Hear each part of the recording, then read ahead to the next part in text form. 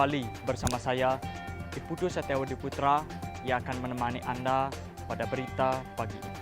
Pemirsa, krisis air di Bali kian memprihatinkan. Banyak warga yang kesulitan untuk mendapatkan pasokan air bersih di setiap harinya. Bahkan di Nusa Penida, warga setempat harus mengeluarkan uang sebesar Rp200.000 untuk 1.100 liter air per tangkinya. Sebetulnya, apa yang menjadi penyebab dari semua ini? Apakah murni karena faktor alam atau ada campur tangan manusia di baliknya? Untuk menjawab hal itu, kami telah mewawancarai Bapak Gede Mantrayasa dari Komunitas Peduli Sungai Ayung Katon Jaya pada segmen berikutnya. Perkenalkan, nama saya I Gede Mantrayasa. Saya dari Komunitas Peduli Sungai Katon Jaya, Kelurahan Tonje. Dan saya juga sebagai Ketua Yayasan Banjar Tegasari yang bergerak di bidang lingkungan, swakelola sampah, bank sampah, kemudian ada pendidikan dan kreativitas. Kami dari Komunitas Peduli Sungai Katon Jaya sebenarnya kan berangkat dari keprihatinan terhadap kondisi sungai kami yang melintas di Kelurahan Tonje ya. Dulu kami waktu kecil itu masih banyak terkenang dengan bagaimana kita bisa mandi di sana. Kemudian kita bisa bermain di sana. Kemudian di sepanjang sungai itu banyak sekali ada pura-pura petirtan atau pura-pura beji atau pura-pura taman ya. Itu sepanjang sungai itu memang terjaga sekali pada saat itu. Kemudian tanaman-tanaman juga ada tanaman bambu sebagai untuk peresap air, menjaga dinding-dinding sungai itu. Sehingga betul-betul dulu itu saya rasakan bahwa sungai ini bisa membawa dampak yang luar biasa. Nah, sekarang kan air itu memang fungsinya juga untuk kehidupan, untuk minum gitu ya. Tapi untuk daerah perkotaan, kami penting adanya air adalah satu untuk kesehatan juga. Kenapa? Ketika air tidak mengalir, air limbah dari rumah tangga ini kan tidak seberapa besar. Tapi dia sangat menjadi sumber penyakit.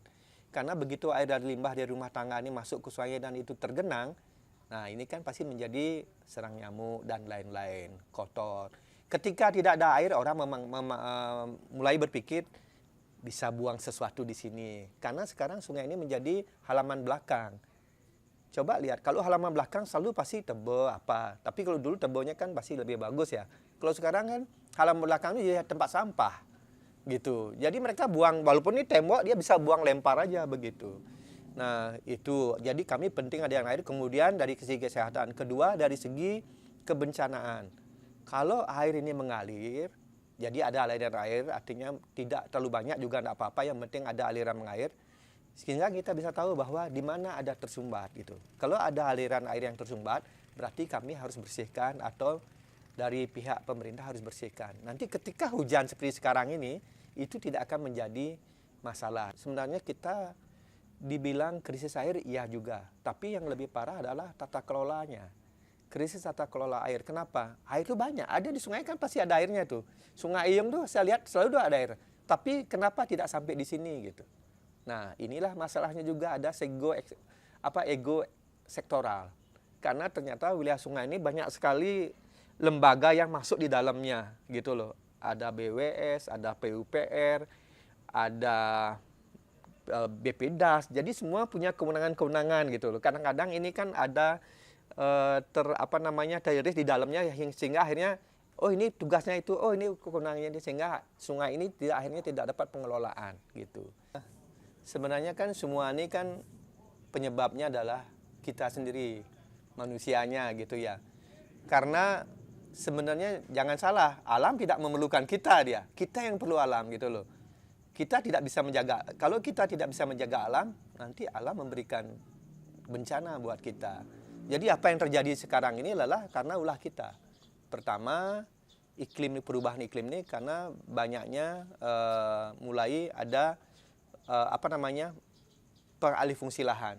Yang dulu misalnya banyak masih ada tanaman-tanaman yang bisa minimal mengurangi ya emisi gas karbon, tapi sekarang mereka sudah jadi babat jadikan kebun. gitu misalnya. Ini lebih bagus masih jadi kebun ya. Tetapi kan ada hal lain yang nanti berbahayanya karena mereka jadikan kebun ini banyak juga di daerah yang dengan lereng-lereng yang terjal. Sehingga nanti suatu saat ada hujan dia akan longsor gitu kan. Banyak sekali kejadian-kejadian gitu. Kedua adalah transportasi. Sebenarnya transportasi ini penyumbang gas emisi yang paling besar. Karena apa? Asapnya. Coba sekarang lihat. Canggu, Ubud, Sanur, padat banget. Berapa kendaraan sampai lewat pun mereka tidak bisa. Itu parah sekali gitu. Kemudian kedua, berikutnya adalah sampah. Itu. Jadi sebenarnya itu kan ulah kita juga semua. Artinya ketika tidak dibangun sistem yang bagus, misal transportasi yang bagus, sehingga akhirnya mereka memanfaatkan kendaraan pribadi dan kemudian untuk mungkin keluarga mereka, untuk bisnis dan lain-lain. Apalagi sekarang banyak online ya. Artinya yang kalau dulu kan mereka diam di telepon baru mereka datang. Kalau sekarang mereka keliling, walaupun tidak ada penumpang, mereka keliling dulu untuk mencari penumpang. Sehingga berapa kendaraan yang ada sekarang gitu. Yang semestinya setiap sungai ada sempadan, setiap danau harus ada sempadannya, setiap tebing harus ada sempadannya. Itu sekarang demi namanya ekonomi, itu semua dilanggar.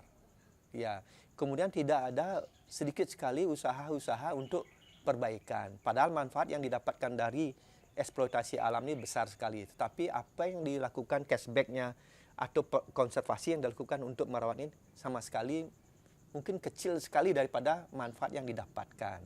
Itu.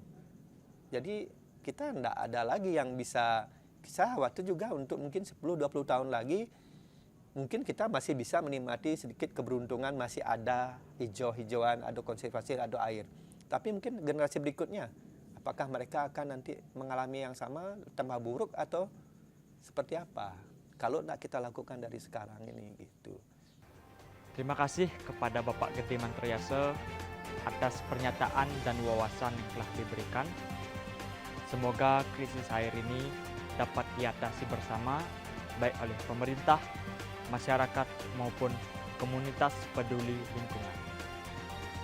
Demikian laporan kami pagi ini.